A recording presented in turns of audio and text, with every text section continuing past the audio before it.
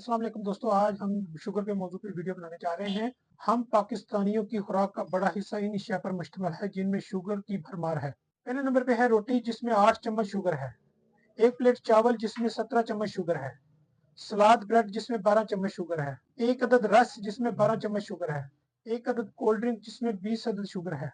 आलू जिसमें 8 चम्मच शुगर है। सुबह शाम फाइबर निकली हुई शुगर से भरपूर खुराक खाई जाए तो नतीजा शुगर की सूरत में निकलता है। बात सिर्फ शुगर पर ही खत्म नहीं होती, शुगर बढ़कर 4 बड़ी बीमारियां पैदा करती है।